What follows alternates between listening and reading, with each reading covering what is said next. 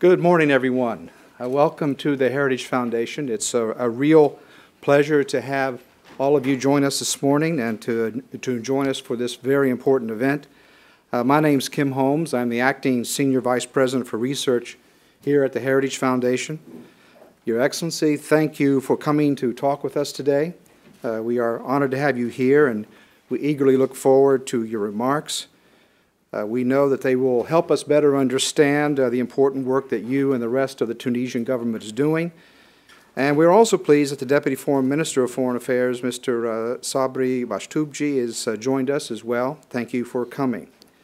And it's certainly good to see our old friend, Ambassador Gouia, here today as well. We worked with him over the last couple of years, and he represents your government very, very well. I'm sure you hear that from many people.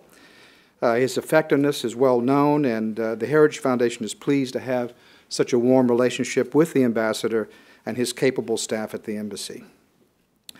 Other distinguished members of the Tunisian government have joined us as part of the official delegation, as have senior members of the AmCham business delegation. I thank all of them for attending as well. Tunisia is, as many of you know, one of the United States' oldest allies. In fact, as you can see, and you've heard about, this year is the 220th anniversary of the signing of the Treaty of Peace and Friendship between Tunisia and the United States. Almost 160 years later, the United States was the first major power to recognize Tunisia as a sovereign country after it achieved independence in 1956.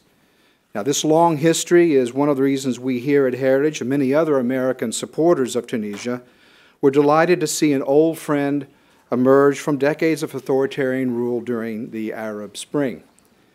As the hope of the revolution faded in many other countries in the region, Tunisia took a different path, and it remains committed to achieving an open, free, and equitable democracy for all of its people. Now, this is a difficult transition after so many years of one-party rule. Everyone knows that. There are serious obstacles remain, and it will require more of the determination and the courage and the ingenuity of the Tunisian people that was displayed during the Arab Spring to overcome these many challenges. We believe it's worth supporting these efforts, and that doing so is a mutual benefit to the United States and to Tunisia. Tunisia is a young democracy, and it's seeking to deepen the democratic institutions of that democracy. But it's also an old ally of the United States battling a common enemy, namely ISIS and al-Qaeda. Tunisia's success in these efforts will benefit certainly the people of Tunisia, but also the people of the region and also the people of the United States. Your Excellency, please be assured that we at the Heritage Foundation, Dr. Fulner and myself and the other staff, support you and your efforts to improve the life of your people and the security of your country. It gives me a great pleasure to introduce the man who is critical a part of leading Tunisia towards this quest to realize the dreams of the revolution. His Excellency Youssef Chahid, the 15th head of the Tunisian government. His Excellency took office in August 2016 after the Tunisian Assembly overwhelmingly voted to approve his government. And he has not hesitated to take on a critical, urgent task of battling corruption and that threatens the health of his country. During his short tenure, he has overseen a number of reforms that have been designed to increase government transparency. Before becoming head of government, Dr. Chahid served as a Minister of Local Affairs and as Secretary of State for Fisheries. He was also one of the founding members of the Al-Jumhiri political party before he joined the executive board of Nida Tunis. Dr. Chahid is also a well-known academic. He earned a doctorate in agricultural economics and taught at universities in several countries, including France. So please join me in welcoming our very special guest, His Excellency Youssef Chahid.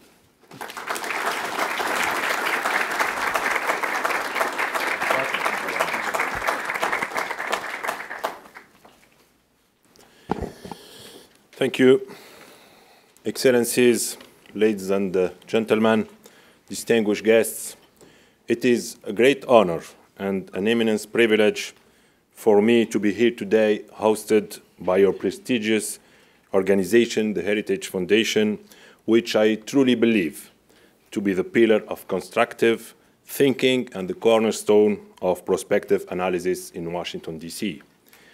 I'm truly delighted by your kindness, attention, and your continual support to my country over the last 6 years, and I would like to express all my gratitude to the Heritage Foundation for such valuable care in the promotion of Tunisia's peaceful revolution on both local and international political levels.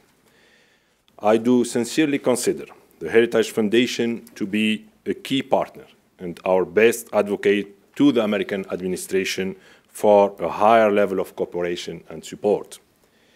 Ladies and gentlemen, the relationship between our two countries is quite unique and historical.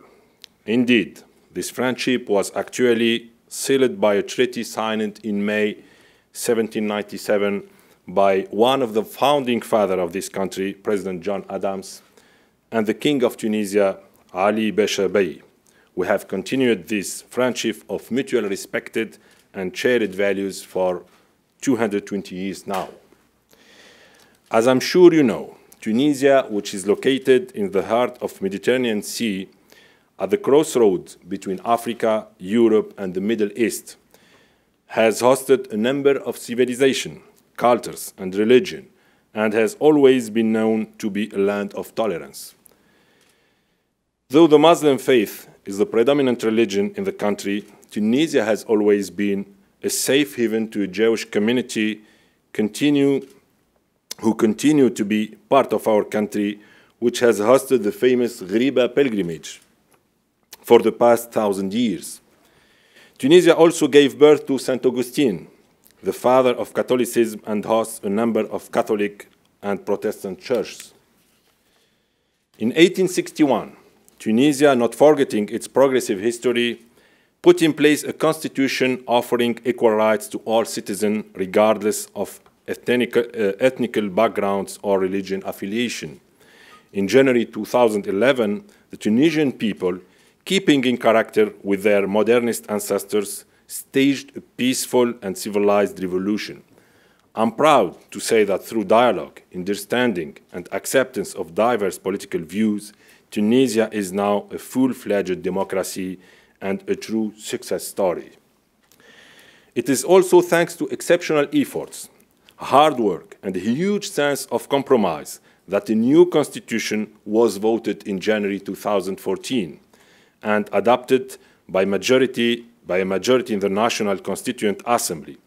The new constitution is based on the secular conduct of our political affairs and universal values and empowers all aspects of freedom and democratic standards. However, we feel that our new democracy can be seriously challenged if our economy fails to respond to economic expectations. As a consequence of the lack of sustainable economic growth, unemployment remains a major concern, especially for our young, educated population. Such a precarious situation can make many youth hopeless, which lead them to be vulnerable and easy targets for enrollment into terrorist organizations. Ladies and gentlemen, the current situation in Libya is extremely volatile and makes our situation even more precarious and complicated. Our country, famously known to be one of the safest places in the world, has been hit in 2015 by terrorist attacks, which have badly impacted our economy. As a result, Tunisia has no option but to firmly react and stand up for our choice of democracy. We have devised a strategy and put in place a number of measures to fight extremism and to fight terrorism, including a very ambitious program to stop the radicalization of our youth. And I am pleased to confirm that this strategy is showing very encouraging results. In addition, we have managed to destroy most of the financial supports of the terrorist networks with massive crackdowns on their illegal sources of income, mainly coming from border smuggling. We all know that terrorism is a plague to which no country is immune. The recent tragic events in Europe have unfortunately illustrated the terrible expansion of this phenomena, and all experts have agreed the response can not only be military, but also political and also social response.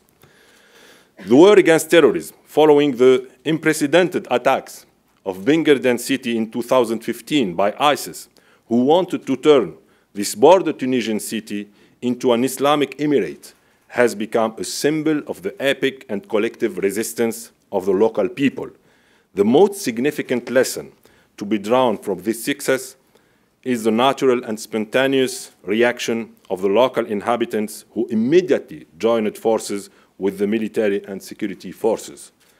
Being at the forefront of the war against terrorism, Tunisia has already allocated 17% of its budget to security. This is a huge sacrifice in a moment when Tunisia faces many other economic challenges. As an active part of the global coalition against ISIS, Tunisia reiterates its call to the international community and especially to the United States of America to intensify efforts in order to eradicate the roots of extremism and terrorism through supporting our economic growth. Ladies and gentlemen, around the world, corruption saps economic growth, hinders development, destabilizes governments, undermines democracy, and provides openings for dangerous groups like criminals, traffickers, and terrorists. Rampant corruption was a main driver behind Tunisians across the country taking the streets in 2011. The despair and frustration at the high unemployment rate and the poor economic regional inclusion were exacerbated by the perceived growing corruption. My government has taken the firm decision to tackle head on this issue of corruption. This assault is crucial at this stage to protect and cement the value inherent in modern democracies. This campaign has led so far to multiple arrests among the barons of organized crimes, such as large-scale smugglers and money laundering traffickers, and has generated a wave of support among the public opinion as it responds to a growing concern. Many analyses show that successful implementation of anti-corruption measures will benefit the business climate in Tunisia, spurring GDP growth by up to 1.5% per annum and boosting to more than double the foreign direct investment in the country. The Tunisian parliament has also contributed in designing a comprehensive anti-corruption policy, a bill for better public governance and transparency, as well as whistleblower protection bill were passed recently.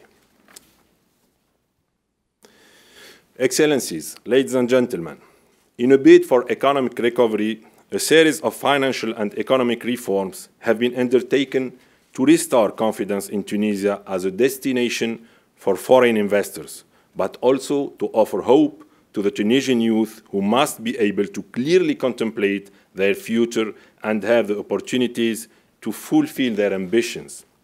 In this regard, the Tunisian government has already enacted major and challenging reforms, namely the investment law, the public-private partnership, the banking sector reform, and most importantly, a legal framework pertaining to transparency and anti-corruption, which is one of the most comprehensive in the region.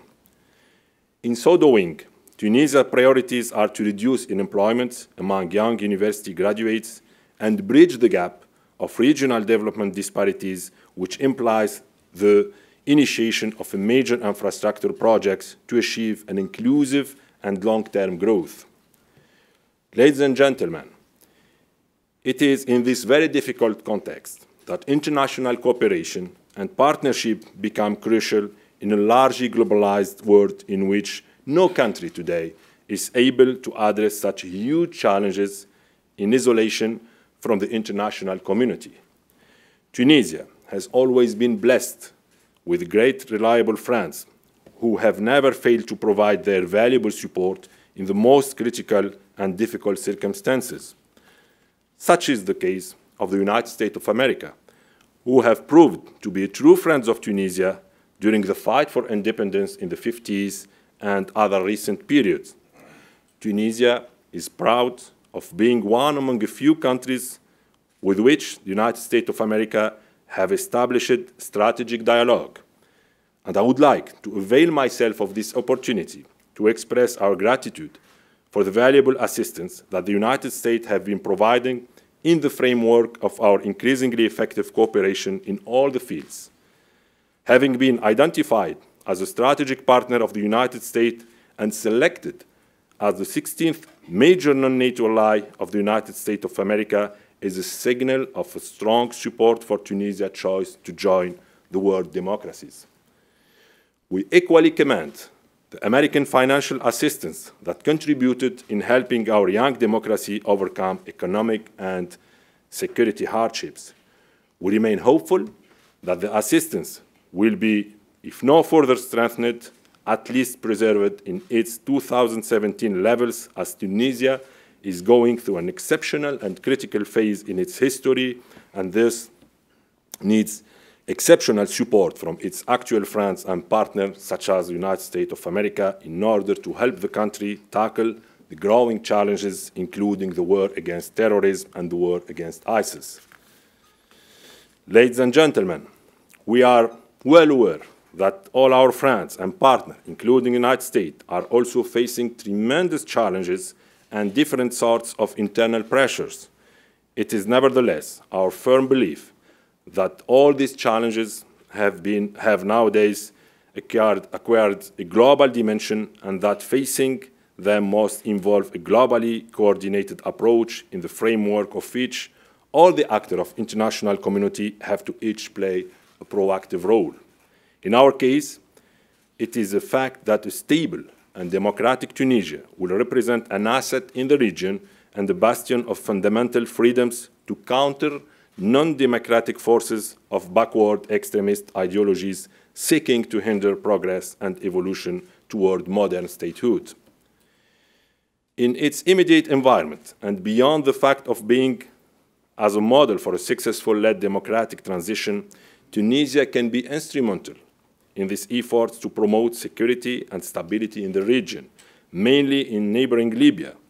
In this regard, I would like to point out that President Beji Qaid Sibsi launched a trilateral peace initiative, including Tunisia, Algeria, and Egypt, which aim is to broker a peaceful, negotiated solution to the Libyan crisis. The Tunis Declaration for a Comprehensive Political Settlement in Libya, adopted in February 2017 by the trilateral ministerial meeting held in Tunis, emphasize important aspects such as respect of Libyan sovereignty, the rejection of any foreign interference or military escalation, and to consider that the settlement will be only political between Libyans themselves, regardless of their political orientation and affiliation.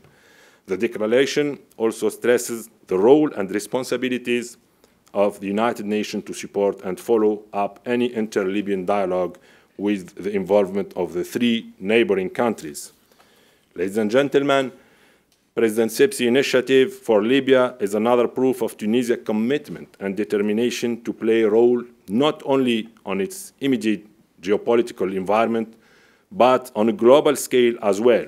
Our proactive role in the Arab world and our full-fledged involvement and contribution to the advancement of African affairs do reflect the importance of the place Tunisia holds and the respect it enjoys among its peers. On the basis of all those facts, and taking into consideration the United States' crucial role in world affairs, we firmly believe that Tunisia can only be a true and reliable strategic partner of the United States of America, a partnership which shall definitely serve not only Tunisian interests per se, but also those of the United States, as well as the international community in general, in global research for a peaceful, secure, and prosperous world. Thank you for your attention.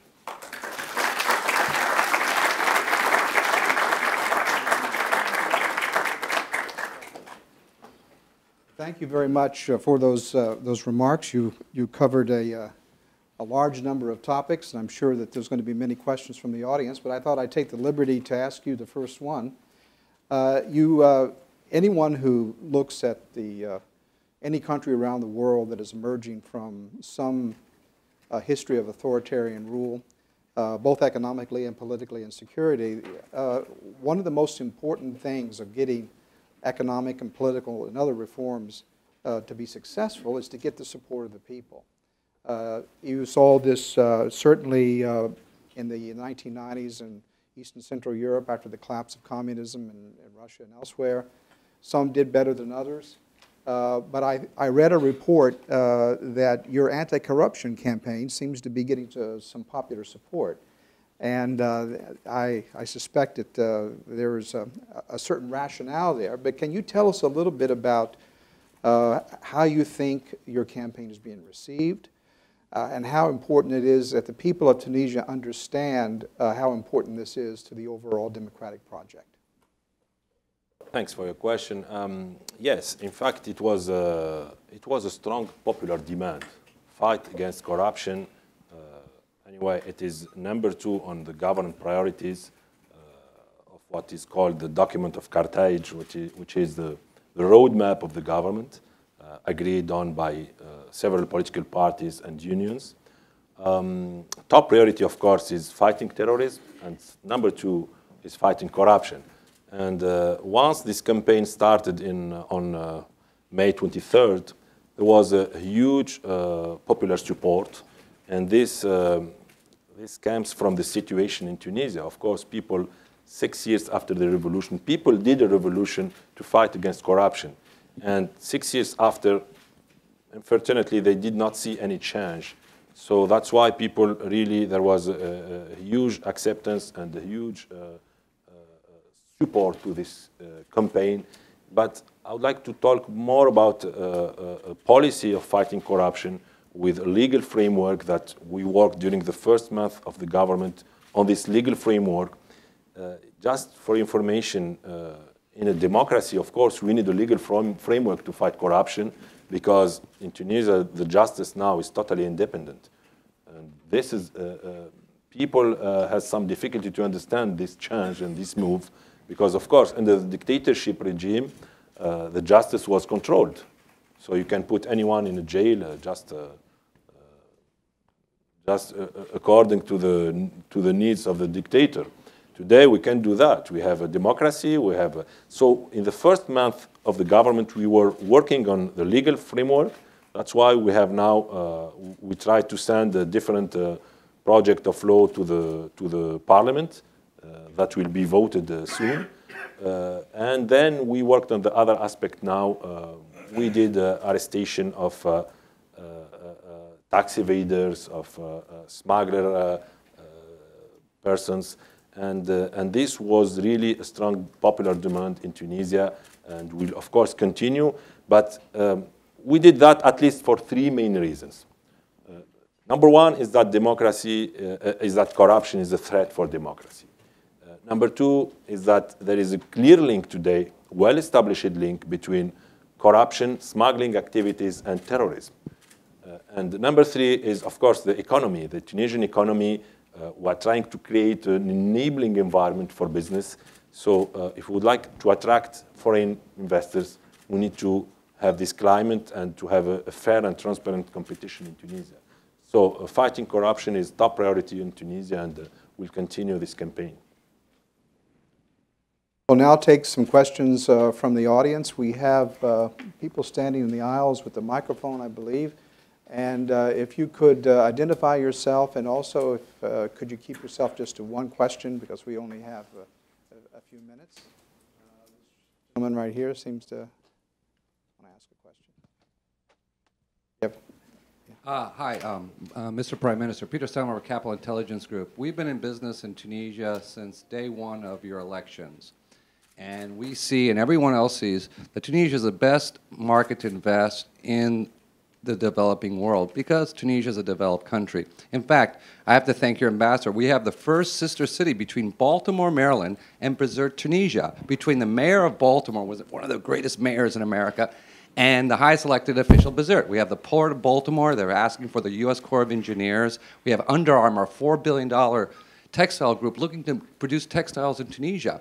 We have GE doing $1 billion of sales, Tunisia alone, and using it as their hub for North and West Africa. We have Honeywell, we have Boeing. Why is it that your government cannot get this message of positive investment out? You're not a small country, you're a growth country, you have Northwest Africa, 350 million, you've gone all over Africa to bring investments and make yourself a hub, and you have all of Southern Europe in your back door. The short answer is that's why we are here. Very good. Yes, of course. Tunisia, the last 6 years, we were really focusing on the political and the democratic transition. Now it's done. Now I don't want to still talking about democratic transition. Tunisia is already a democracy now, with a full institution functioning.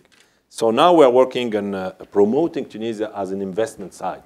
Tunisia is one of the most competitive sites in Africa. Tunisia is in the top 3 exporters of the African continent.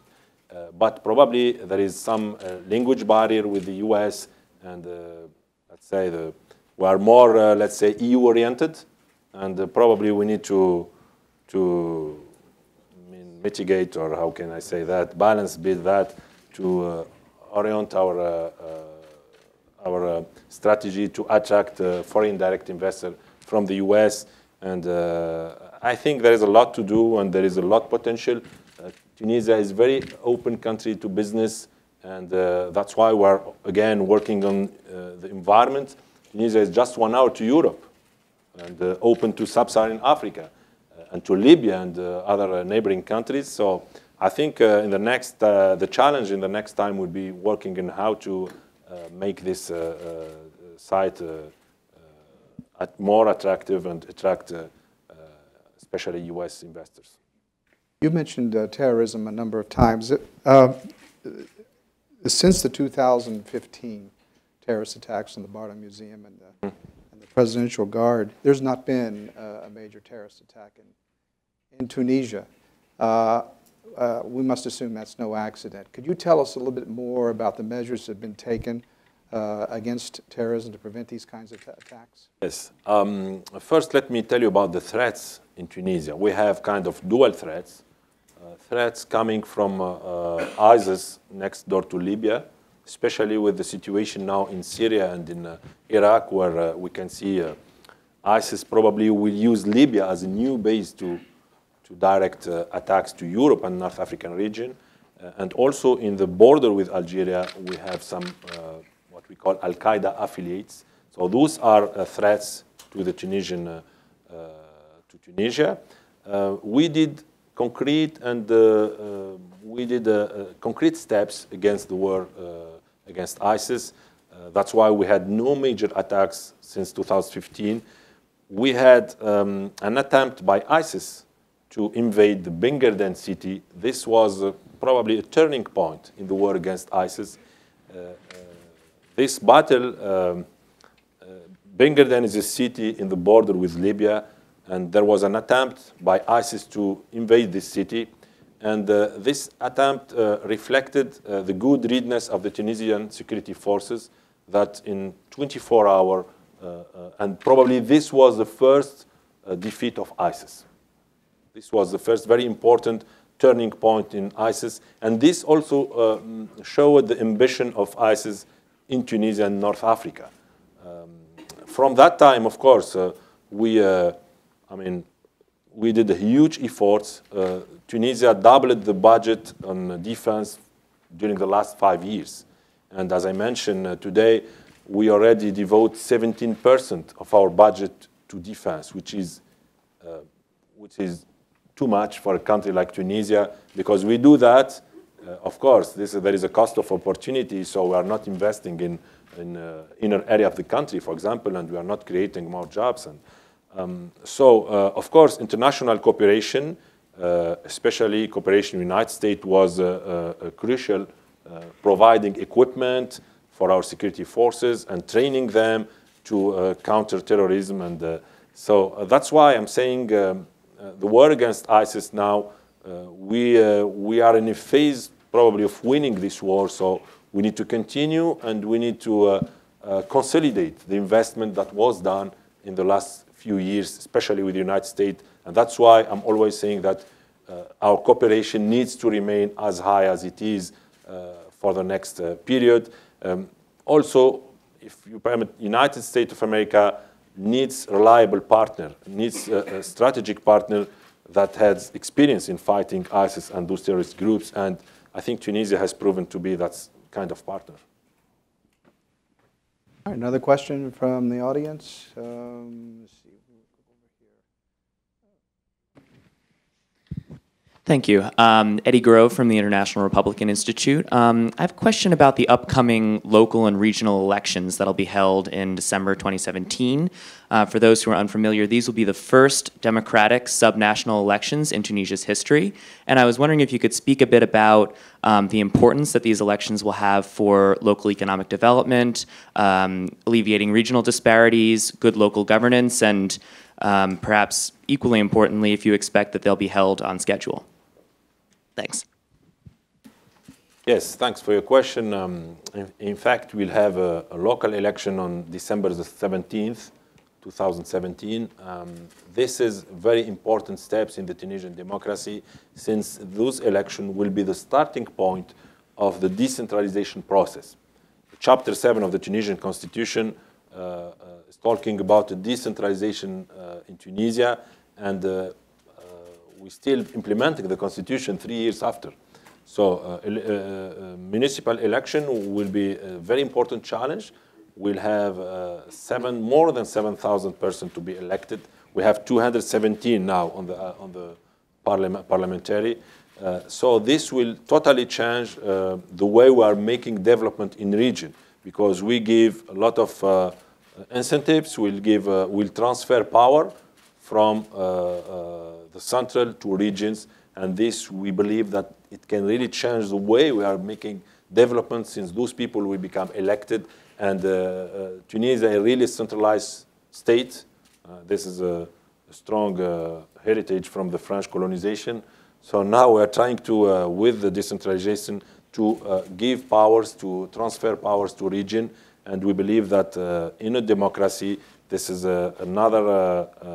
will be another successful point in Tunisian democracy after having legislative election in 2014 and presidential election. We have in 2017 a municipal election.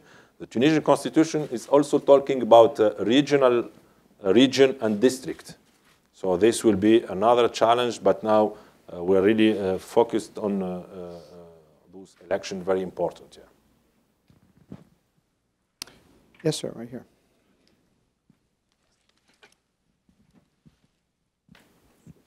Thank you so much. My name is Bryant Harris. I'm the congressional correspondent with Al Monitor. My question for you is, the Trump administration has proposed pretty steep aid cuts to Tunisia, much of which is coming from military aid, and you were just talking about Tunisia's success against terrorism. So I'm wondering if I can get your reaction to the aid cuts and your assessment of the necessity of military aid to Tunisia. Thank you. Yeah, I mean, I just mentioned that this military support really was instrumental in the last few years, as it allowed Tunisia to have equipment for security forces and to counter terrorism. And the results we did in Tunisia are due mainly to the international cooperation, especially the United States. So it is now, I think we need to continue. We don't have to stop. Any discontinuation will send the wrong message to those terrorist groups. Any discontinuation will really create a burden on Tunisia at this vulnerable moment. Because we are in the middle of this war, we did concrete results, so we need to continue the job we started a few years ago. But also from the other side, I think from the United States, today the terrorism is a globalized phenomena. I mean, what happened in the North African region does not stay in Africa, in the North African region. And I saw recently the declaration of the African commander, AFRICOM, saying that the most important near threat for the United States and United States allies is instability in North Africa. So instability in and for example, recent attacks in Europe, in Manchester or in Germany, all those attacks have somehow ties in North Africa or in ISIS Libya. And so I think really also Tunisia, of course, needs the support of United States, but also United States probably need a reliable partner in the region to fight ISIS. And as I mentioned, Tunisia has proven to be this partner.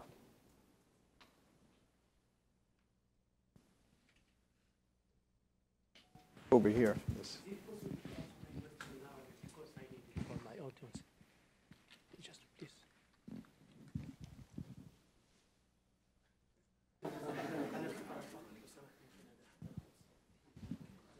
عملها هكا وكاوي. Hey. Being filmed, you know. Yeah, I'm sorry. Because you have our public is in Okay. North Africa. What's your question? Okay. يعني معالي السائل وزير هل يمكن أن تقيم حتى الآن زيارتك إلى واشنطن والعلاقات الأمريكية التونسية؟ والسؤال الثاني يعني عن يمكن أن تعطينا لمحة عن التعاون الأمريكي التونسي فيما يخص مكافحة الإرهاب، تونس لديها يعني تجارب في المنطقة. Probably I can answer later to his question since he's a journalist working for a TV channel. Yeah. Not to, Yeah, this. don't جاوب بعد. Take 5 minutes later after. Yeah, No problem. right. Thanks. Any other questions? Yes, sir. Hello, I'm Ahmed from the National U.S. Arab Chamber of Commerce, and my question is about the monetary policy reform in Tunisia in terms of the IMF loans or the macroprudential policies, the implementation, and how the government can reduce debt and the budget deficit. Yeah, very. This is probably Tunisia after the revolution is under two huge challenges: fighting terrorism, number one, and number two is the IMF agreement. This is putting a lot of pressure on the Tunisian economy. But we just find an agreement with IMF on June the 12th, and Tunisia is embarked on structural reforms of the economy.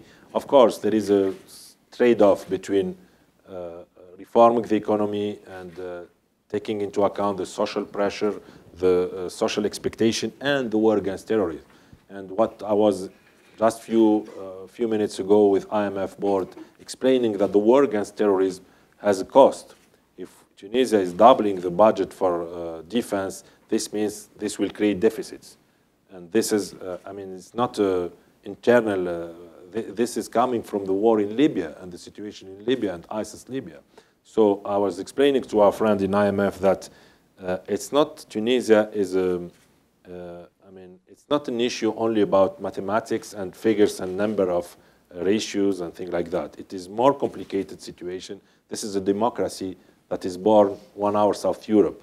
So you don't have a democracy that is born each year, you know. So it's important to take into account those geopolitical aspects.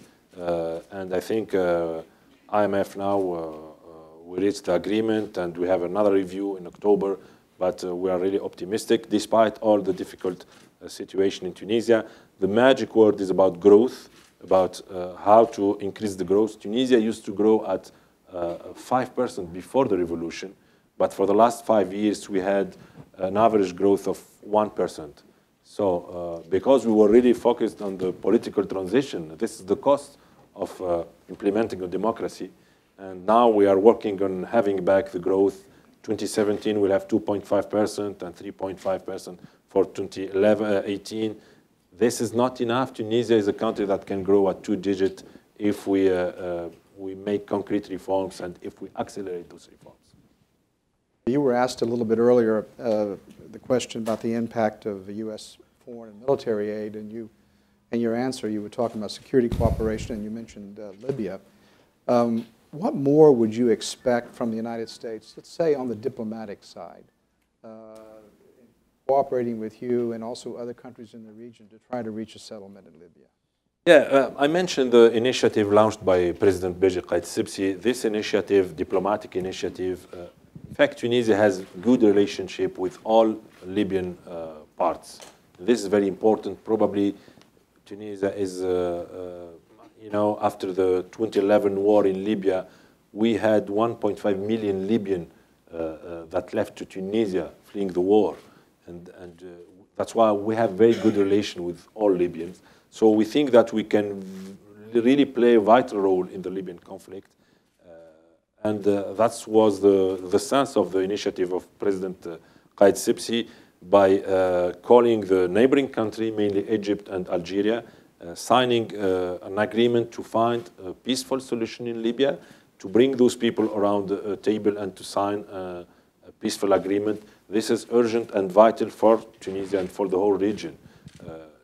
The security aspect is, of course, very important for Tunisia, but also economic aspect, since we used to have strong commercial ties with Libya, and all the Tunisian South used to trade with Libya, and everything is stopped now with the Libyan war. So I think US can probably push for this diplomatic solution based on the neighboring countries that are cannot be excluded in any solution for Libya. Go in the back, behind you there. Thank you. My name is Ayman Abdurrahman. I'm a researcher, activist and researcher here in Tahrir Institute for Middle East Policy. No one can deny the big steps Tunisia has made so far towards getting rid of terrorism and corruption. But meanwhile, while the world is getting positive messages about the growing democracy in Tunisia, we, the Tunisian youth, are not getting as much positivity as they are. We feel like there is a return of police state. There is lots of unjustified arrestation of activists and human rights activists in Tunisia. So how in your vision, in your theory, how can you make this balance between fighting terrorism on the one hand and keeping human rights respect in Tunisia on the other? Thank you. No, what you say is not true. We are fighting terrorism. Tunisia is an open country. All NGOs of the world are established in Tunisia. You can see all reports of these NGOs. Even sometimes when something happens, we are open to discuss that. And there is no illegal arrestation in Tunisia. Everything is done under the law. And our role as government is to enforce the law and to. And anyway, Tunisian will not accept any way back to dictatorship. This is done. Tunisians are free now. There is freedom of speech, freedom of belief in Tunisia, freedom of entrepreneurship. So if there are some cases, NGO, international NGO, such as, Human Rights Watch is in Tunisia, very active, and Transparency is in Tunisia. All of them are in Tunisia. So, of course, but the fight against terrorism is vital. We'll not allow anyone to attack our country. We'll fight against any terrorist with all the means we have, like any other countries, to protect the sovereignty of the country and to protect the border of Tunisia. This is a red line, and the security of the country is, of course, a popular demand, and it is our role, finally.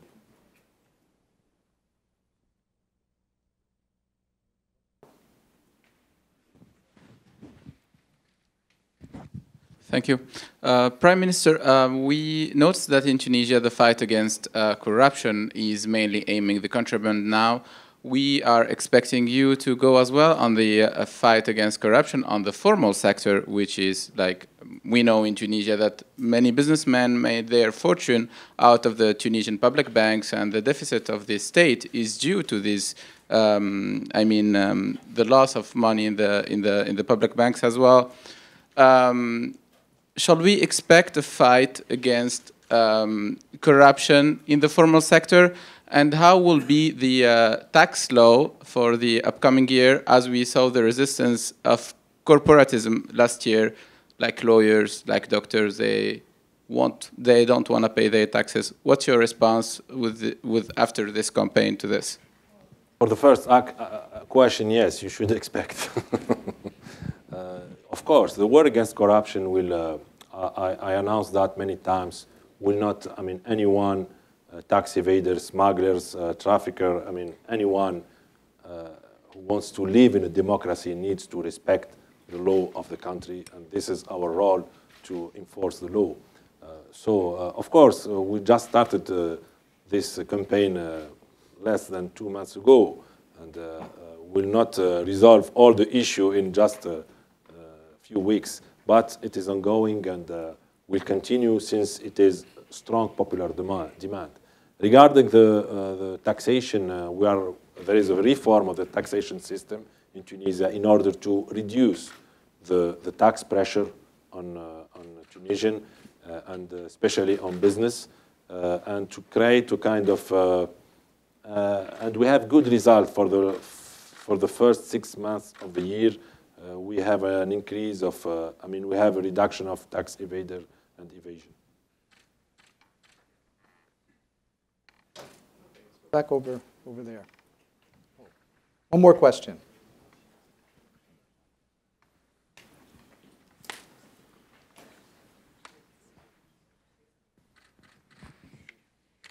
Let's take it. Yeah. I'm going to introduce. Good to see you. I'm going to introduce you.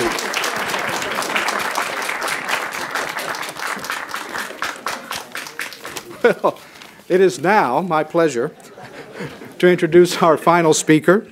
I will keep this brief, not only because he's already on the stage, but we're also anxious to hear his comments, and most of us are familiar with his and grateful for his illustrious career. Senator John McCain has represented Arizona since 1982, first as a member of the House of Representatives and then as a senator. He is currently the chairman of the Senate Armed Services Committee. During his tenure in Congress, he has been a stalwart advocate for strong American leadership on the world stage and a vigorous proponent of the cause of democracy that we've had such a vigorous discussion of here today. So, ladies and gentlemen, please join me in welcoming for the final remarks to the stage the senior senator from Arizona, a longtime friend of the Heritage Foundation, and a great American.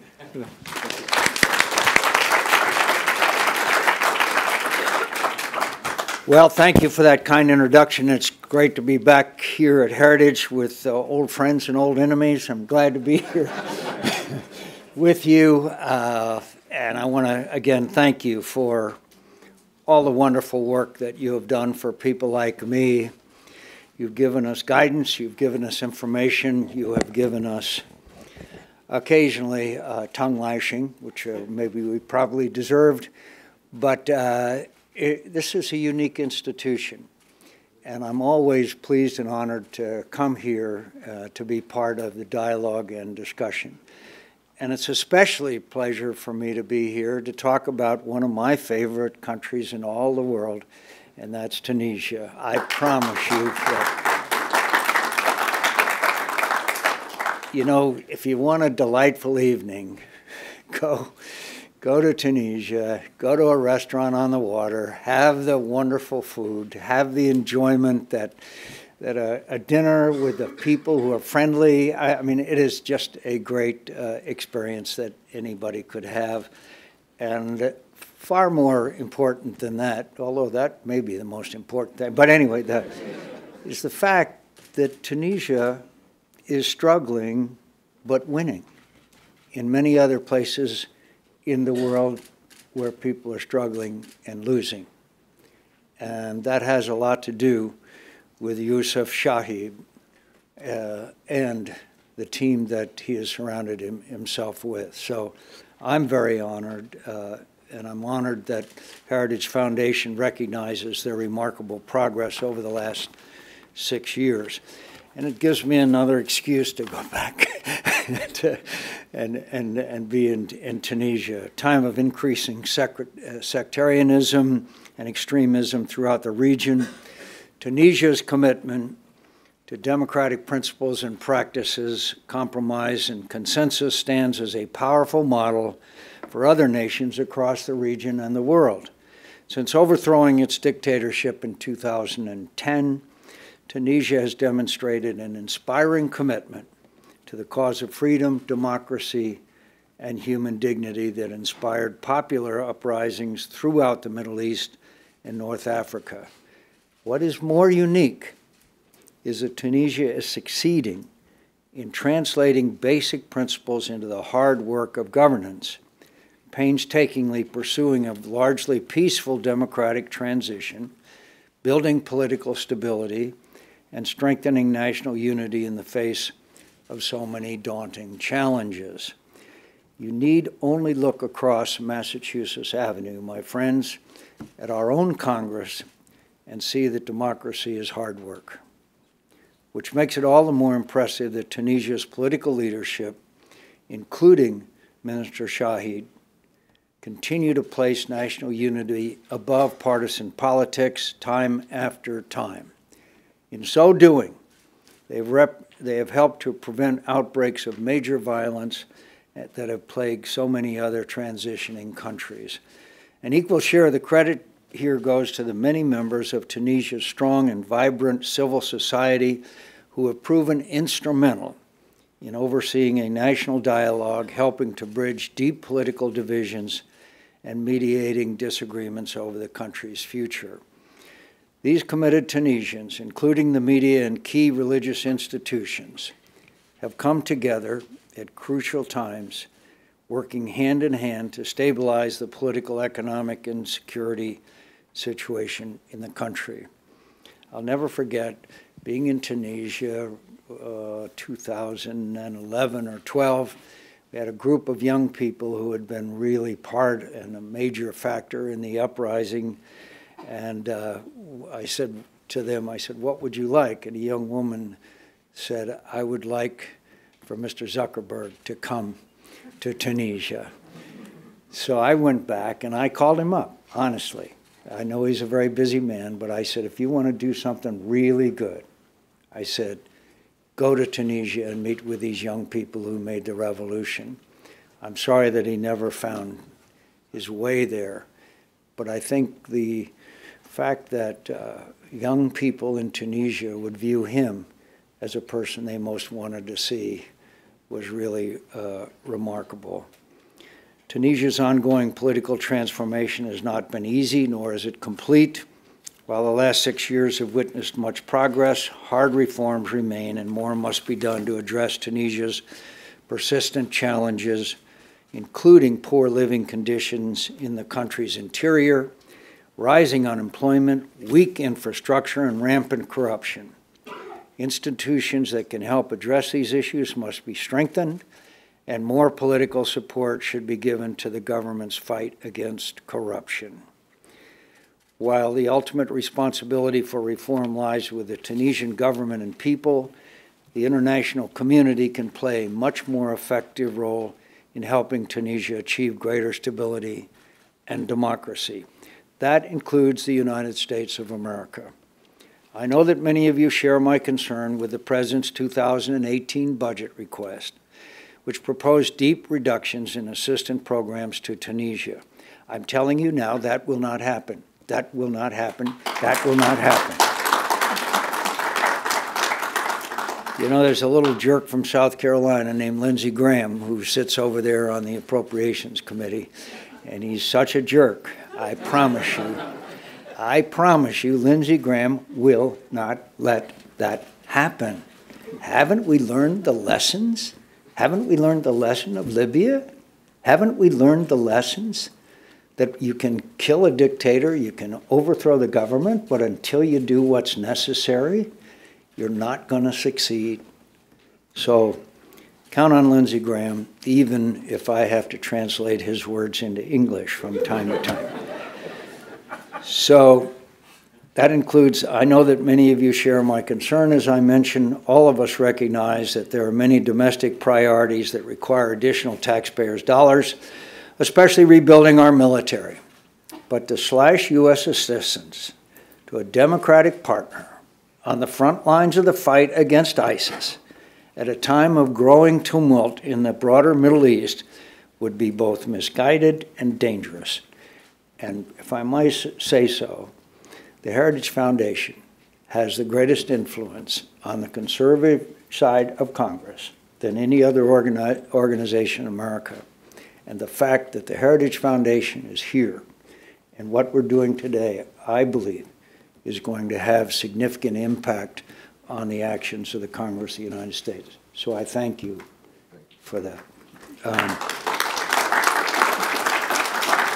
Our assistance to Tunisia is a good investment in our own security. Already, U.S. military assistance, development funds, and democracy promotion activities are paying dividends. By the way, one of my favorite quotes General Mattis.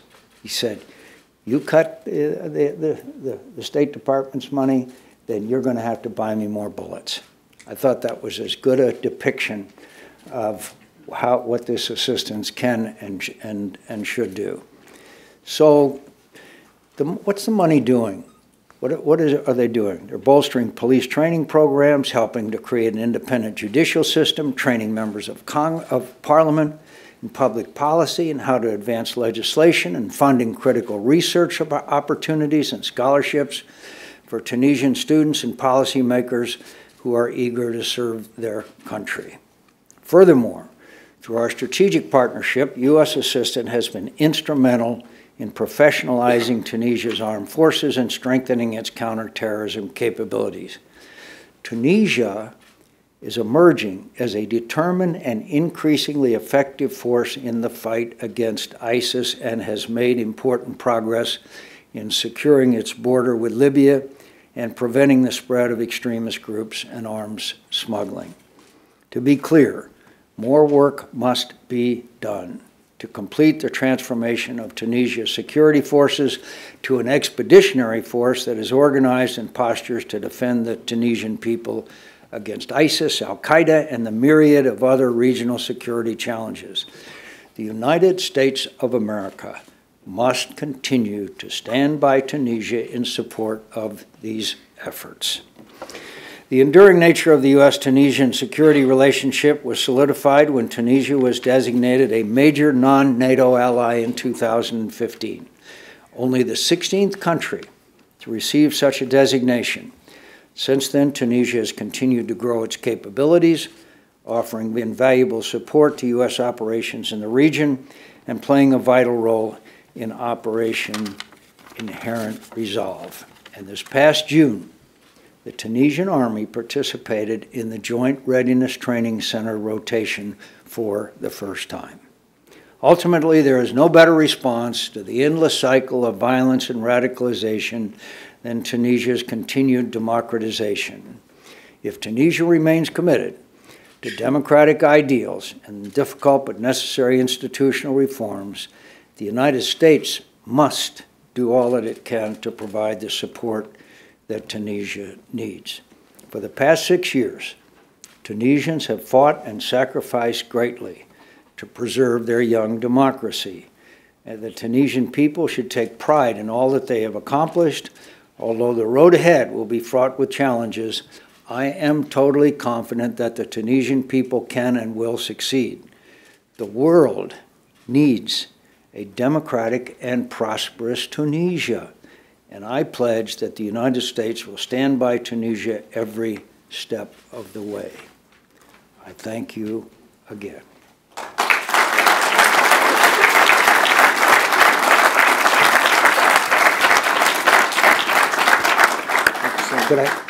Could I answer a question or two real quick, or should I leave? We can give you one question. Sir. Here's a microphone. Good morning, Senator. Good morning, gentlemen. I was going to put the question to the floor before you came in, just to express how surprised we were as Tunisian. I'm a member of the Tunisian delegation and a member of the board of Tunisian American Enterprise Fund.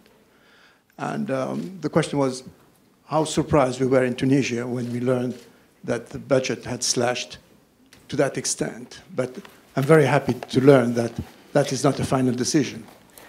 Well, I guess we should have been surprised because there are people who somehow believe that the same ones that believe that Article 5 no longer applies to the NATO agreement. I think there are some who feel that we can retreat to Fortress America. We've seen this movie before. We saw it in the 1930s when the United States moved back into our respective boundaries, and obviously we paid a very heavy price. I can assure you that the Congress of the United States, Republican and Democrat, will not allow these cuts to take place. They just won't do that. And the fact that here, and I say for the second time and maybe the last, But the fact that you are here at Heritage is a very important factor in making sure that many of our conservative friends who understand the challenges that we face gain strength and moral courage from the fact that Heritage Foundation believes in Ronald Reagan, who was no isolationist. He's the one that said, take down this wall. He's the one that said, Nathan Shransky is in the Gulag, and it invigorated the whole Gulag population. And so I believe that the Heritage Foundation is carrying out the heritage of one Ronald Reagan. So I can't tell you there won't be a fight. I can't tell you that it'll be easy, but I can tell you that at the end of the day, we are not going to see these cuts take place. Please keep in mind that I'm the guy that said I was going to be President of the United States. I often say that after I lost running for president, I slept like a baby. Sleep 2 hours, wake up and cry. Sleep 2 hours, wake up and cry. Can I finally say thank you for your friendship? Thank you for being here. Thank you for being an example to young people all over the world. Don't think they aren't watching you. They are. I promise you. I hear from them all the time. From Russia to Asia to all around the world. And so you've got an added obligation, not only your obligation to the people of Tunisia, but the people all over the world that want to be like you. And you are not perfect. You have corruption problems. You have many other challenges. And you've got to keep working. You can't slack off. So with that, I would like to remind you of the words of the late Chairman Mao, who said, it's always darkest before it's totally black. Thank you.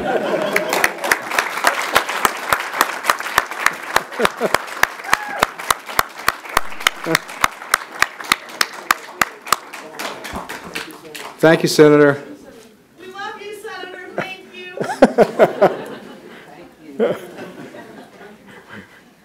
Well, he's leaving the room. I was going to reassure him that the Heritage Foundation very much still considers Ronald Reagan and his foreign policy the lodestar of what always guides us. It was a belief in American strength and also a belief in the values of what was at the time called the West, and we still believe it's basically universal values of freedom and economic freedom and political freedom. Ed Fulner has been at Heritage for many years and been guiding us on these principles going all the way back to even before Ronald Reagan's time. So we thank the Senator for his kind remarks about Heritage and very much welcome what he says about our role. Your Excellency, thank you very much for being here today. I think that you have seen the depth of support of people in America for Tunisia. You have one branch of the government, Congress, the Senate over here representing you. You have the private sector and the think tanks here, and of course others from around the country that are supporting you. We wish you well, we wish you Godspeed, and we wish you that you'll come back and see us again in the near future. So please, everybody, welcome, please say a goodbye to our special guest.